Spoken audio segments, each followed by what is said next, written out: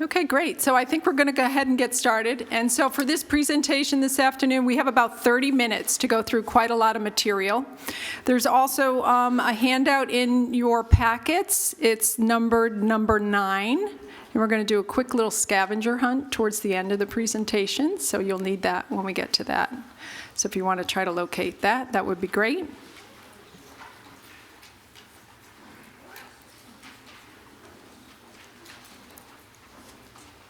Having a little problem with the clicker. Oh, there we go. Okay, so as usual, we have our abbreviations at the beginning of this presentation. By now, I think you probably know them by heart, right? So the objectives for this section this afternoon is really just to learn to navigate through some of the resources that are available to us as IRF providers, and some resources available for the submission requirements as well. I do want to share this disclaimer. We are going to do, fingers crossed, a live demo of the website. So it may look different to you today than if you were to access it at a later date. And the intent really is to just do a quick overview of what's available, not to get into specific regulations and things like that, okay? So let's talk a little bit about the website. And we are going to do a quick Slido. This is my first Slido, so bear with me. But the question is, how often do you visit the QRP IRF website on the CMS website? And we're asking for honest responses. And if you could answer A is very frequently, and we've sort of qualified that for you by saying that's weekly, occasionally would be monthly, rarely would be a few times a year, never is never. And E, what is the website? So we'll give it a few minutes. Before lunch, we were getting almost 400 responses, which is pretty cool. So I think there's a lot of folks out there that are watching from their desks or in conference rooms, so we welcome them as well. Okay, so responses are coming in. We're going to give it another minute, let people settle in back from lunch here as well, live.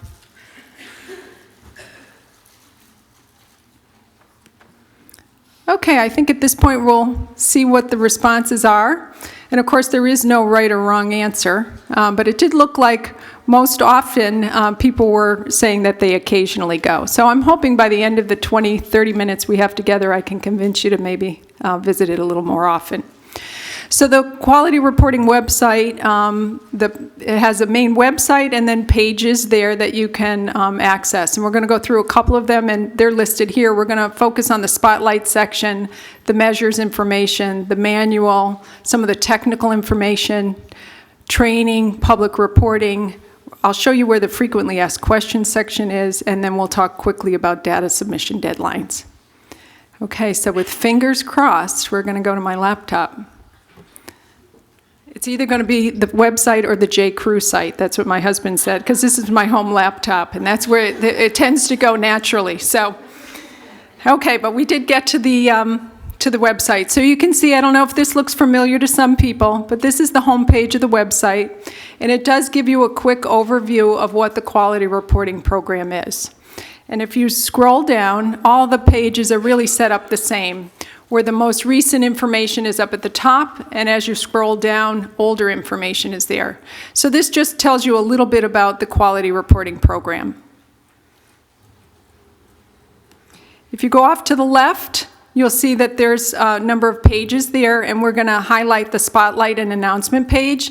And this is one that I go to every single time that I access the website, because this is where you're going to find the most recent information and any announcements that CMS is trying to make to us regarding the quality reporting program. And you can see there was actually an update just yesterday, and they are dated. And so if you scroll down, you can see how often there are postings of the different announcements. So if you were one of those folks who answered that you occasionally go once a month, and you access it, let's just say on April 29th, you really will go quite a while before you're able to access what some of this updated information and announcements were. For me personally, and this is just a personal thing, I put a little tickler on my calendar, Mondays at 3 o'clock. It says CMS on it. Nobody books a meeting or anything during that time period, and I use that time to access the website once a week. It's just for me and my role and what I do, it's important that I'm up to date on what all the announcements are. The next page we're going to go to is the measures page. And we heard today Ann talk a little bit about the measures and how they're calculated. And as we scroll down, you can see all the different quality reporting measures and their National Quality Forum item number. So if that information was new to you and you hadn't seen it presented that way before, this is a great place to start and to really see what all the measures are. And you can see, you scroll down, all the different measures that we're responsible for that we heard about today. There were measures that were removed, and they're listed down here so that you're up to date on what all the information you need. Ann did mention, and she did show us in her presentation about the calculations and reporting. I'll point to it down here, the user's manual. And this is where you can actually find it. So if you do go to the QRP website and navigate through, most of the resources that the presenters shared with us over the last couple of days are easily found here, if you navigate here. The manual is the next page, and this is where you're going to find the QRP or IRF manual. And if you scroll down all the way to the bottom, I don't want to make anyone nauseous if I scroll too fast. But you will see that here's the version that Katie talked about the first day that we were here. And if you click on this, you're able to download the entire manual and see what it looks like. There's also a change table that was just recently posted on April of 2019. And for those of you who are kind of visual people, I'm one of those. It will compare side by side the 2.0 and the 3.0 version of the IRF, so you can see the items that have been removed and the items that are going to be there when we need to use them in October. So we'll head back up. The technical page. This is a great resource for folks if you're having any issues about submission or any technical problems and things. We recently had an issue at our facility. We have a lot of antiviral software and stuff, and so we were having trouble submitting, and our IT folks contacted these guys, and they were able to figure out what the problem was and come up with a solution. So I can tell you firsthand, they're extremely helpful.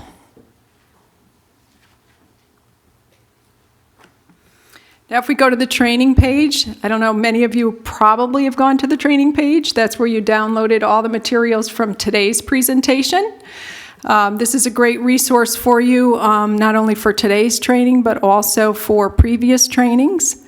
As Bridget mentioned to us at the beginning of the day today, we are going to get emails letting us know when the training material is available to us, and then we'll be able to access it here.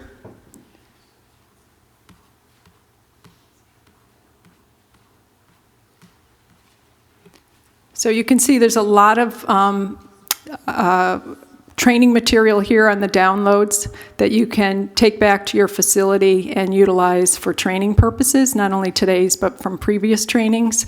I don't know who in the room is responsible for doing the training. This is a train the trainer, so the expectation is that you probably have some role when you go back. And I don't know about you, I used to be a staff development person back when they used to call them staff development people. And the creation of the training materials really took up so much time that you really had less time to actually do the training. So it's nice to be able to have all these materials readily available.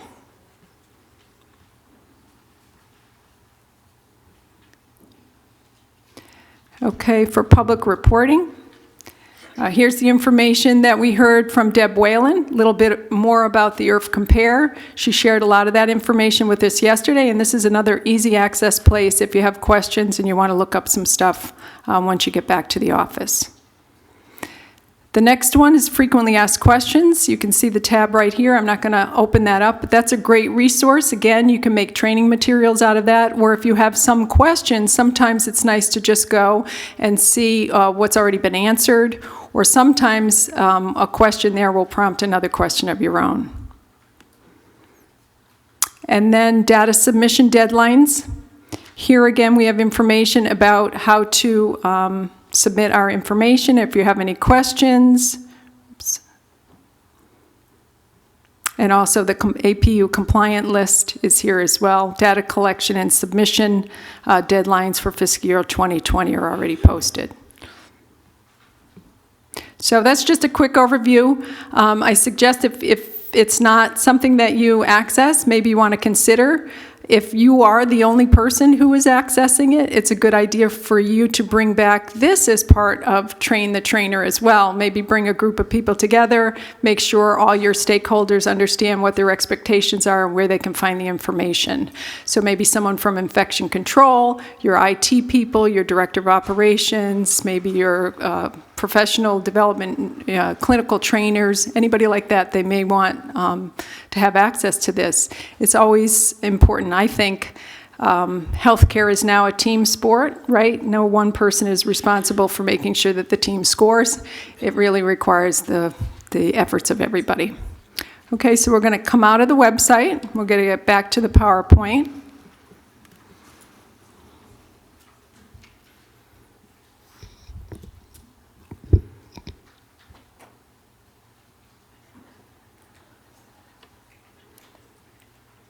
Let me just advance it a little bit. Okay, so now we're going to quickly talk about the help desks. And also want to do a quick reminder for people that the help desks are not a secure email.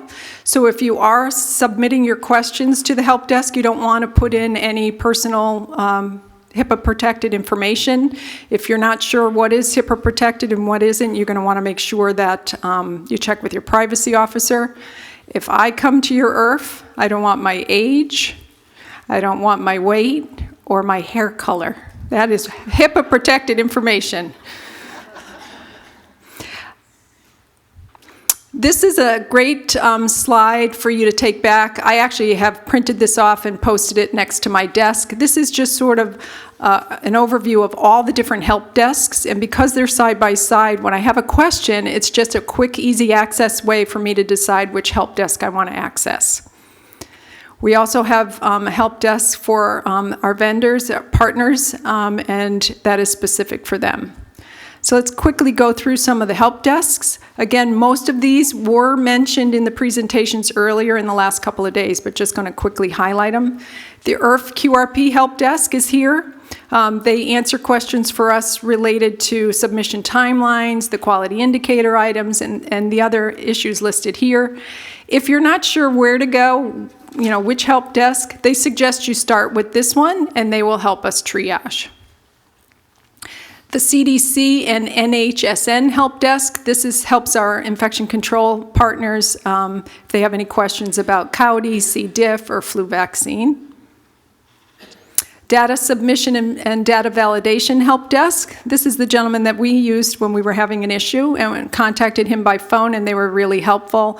They can help you if you're having trouble accessing the KEYS system, if you have any data or record submission issues, accessing the CASPR reports, things like that. The public reporting help desk. Here's where if you have questions related to your CASPR reports, the review and correct. And if you want to request a review of the data, remember Deb told us that we can do that, and this is the folks you're going to want to email. Any IRF-PI clinical items, they have a separate help desk as well. And if you have questions about identification or payer or medical information, discharge, these guys are going to help you there. The IRF Medicare Policy Help Desk, any questions related to billing, reimbursement, these guys are the ones you're going to want to email for those issues. And as I mentioned earlier, there is a special help desk for our vendor partners who we rely on very heavily, and so they are able to access some assistance if they need it. Okay, so quickly we're going to pull out your Slido. Which help desk should you contact if you have a question about your COWDI quality measure?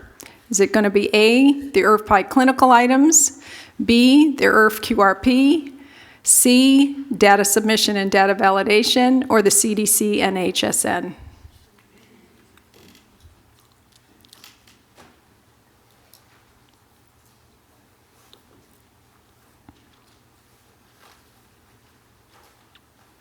Give it another minute, although it looks like people are pretty confident in their responses.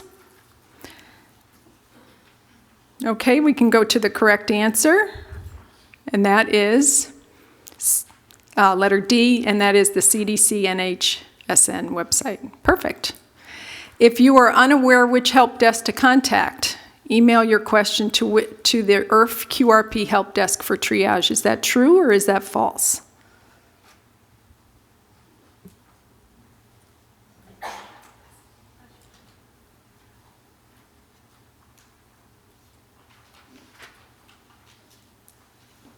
Looks like everybody is pretty confident in the answer. And if we can go to the correct answer, and that is true. You're right, absolutely. Which IRF QRP website should you visit to access the training presentations from today once they are available? The IRF Quality Reporting Measures, the IRF PI IRF QRP Manual, the Quality Reporting Training page, or the IRF Public Reporting?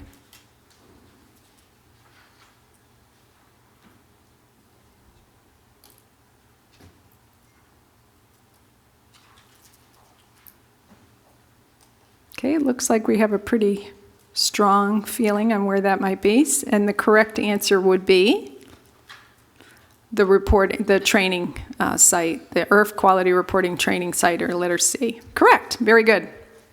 So what are some of the additional resources we have available to us as providers? If you need to contact your MAC for any reason, or you need to update your information, the website is here, and then you kind of hover over your state, and then there's a drop down, and you can update your information as you need to do that. If you have questions or you want to look at the IRF data collection and submission requirements, here are direct links to those web pages as well. Kind of went over those a couple of different times, so a lot of different ways you can access this information. Rulemaking. So here's the website if you want to access the Federal Register. And for those of us who've been working in this industry a long time, we know that the proposed rules come out in April, and that the final rule comes out usually first to second week in August. You really need to go to this website and take a look at the proposed rule. We are in the comment time period, so if you have comments or observations or anything you want to share with them, now is the time to do that. They cannot hear us from our desks, and they cannot hear us in office meetings. They can only hear us if we actually submit it. So I strongly encourage you to take the time to go through it and make your comments heard.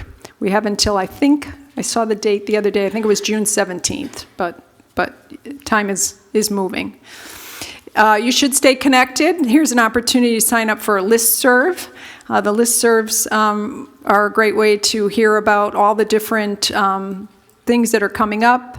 Open door forums. If you've never done an open door forum, you absolutely should. They're great to listen into.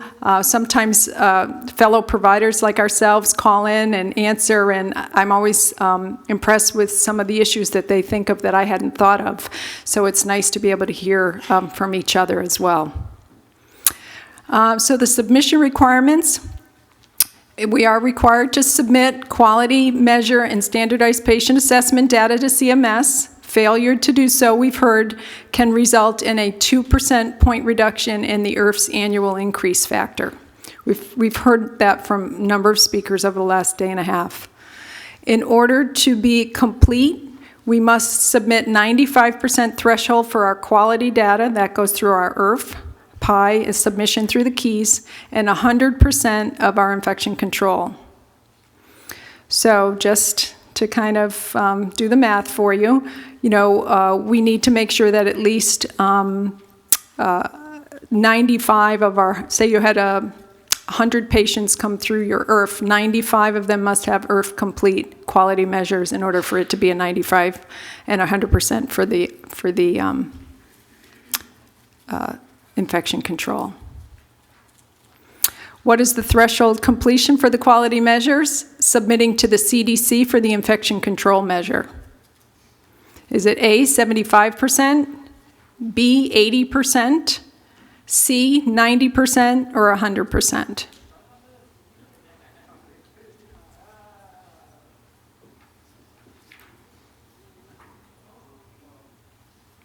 Okay, the responses are coming in a little slower, but they're pretty steady in their conviction that the correct answer is 100%. So why don't we see if they are correct? And yes, they are. So it's 100% of your CDC information. And then what is the threshold for completion of the quality measured standardized patient assessment data collected using the IRF and submitted through the KEYS system? Is it A, 85%, B, 90%, C, 95%, or D, 100%?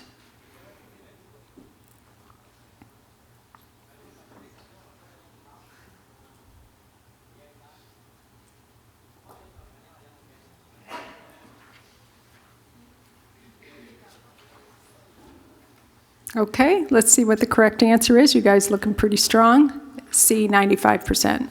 Great. So what you have in your packets in front of you is a handout labeled number 9, and we're going to ask that you take a few minutes to see if you can locate the items in the scavenger hunt on the QRP website.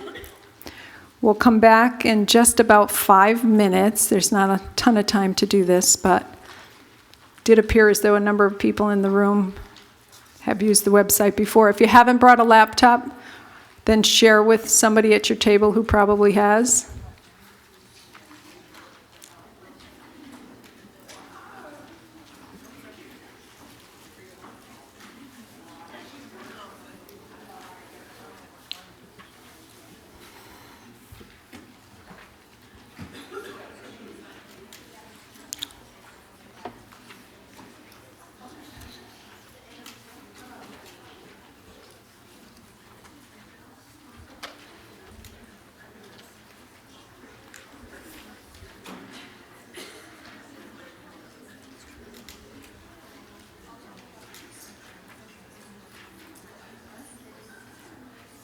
Everybody finding their scavenger hunt materials okay? You got it? Okay.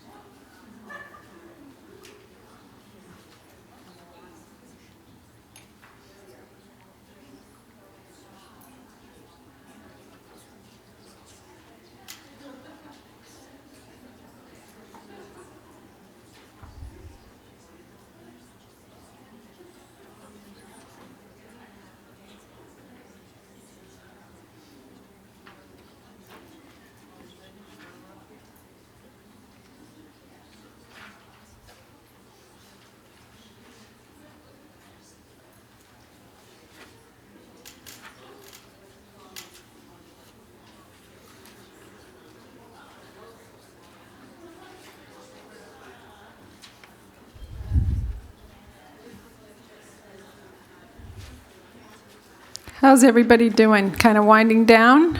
Need a few more minutes? A few more minutes? Okay.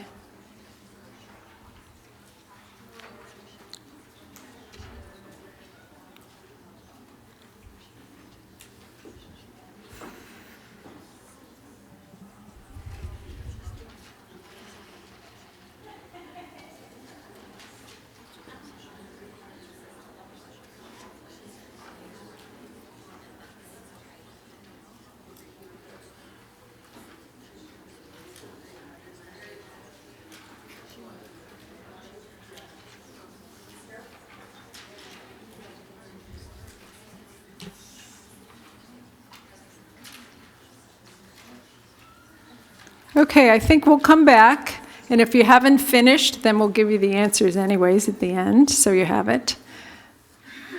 Okay, so question 1. Today's training agenda can be found in the download section on this page.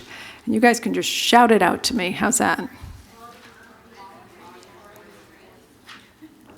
So the quality reporting training page. So that's what I think I heard. So great, very good. Question number 2. This page communicates important announcements and updates regarding the IRF QRP. Yay, spotlight and announcements, that's correct. And again, if you have time for only one thing, quickly check that. You saw how often that gets updated. So great information is being shared and you don't want to be coming late to the game. Question number 3, the final IRF version 3.0, along with the change table describing the updates, is in the download section of this page.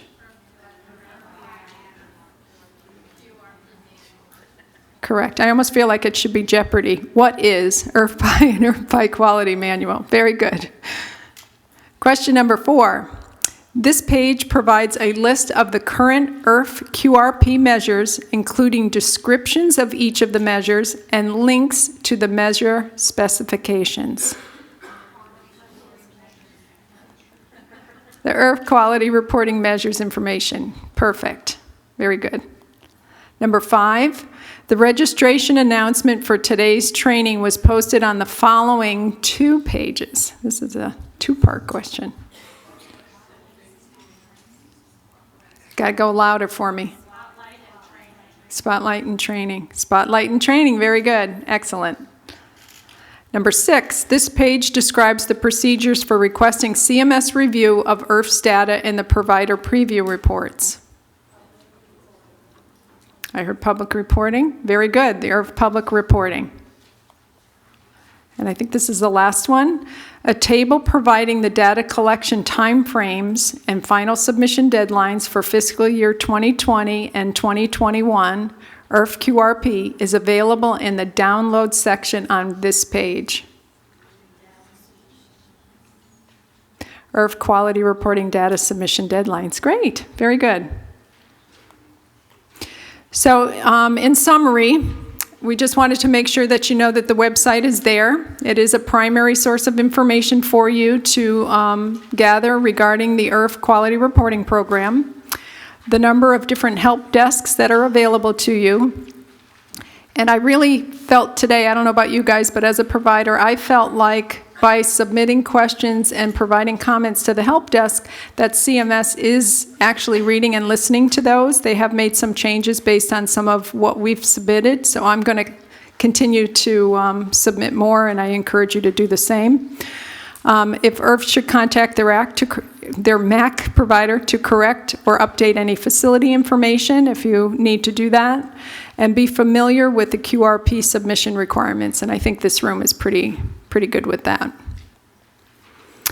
You might want to record something on your action plans regarding this, and suggestion might be to make sure that others in your organization also know about the website so that you're not the only one checking and keeping track of things.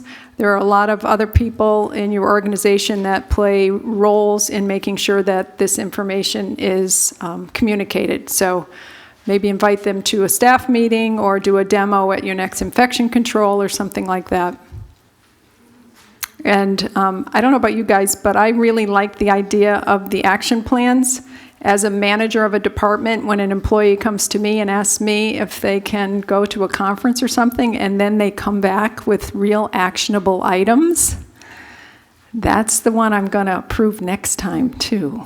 So really in your flight home, or really sit down and think about what ways you can actually bring this information back and put it into practical use. It will go a long way, I think. And if you have questions, you can submit them to Slido. We're not going to take any live questions now because we're a little tight on time, and we're going to move actually directly into the case study.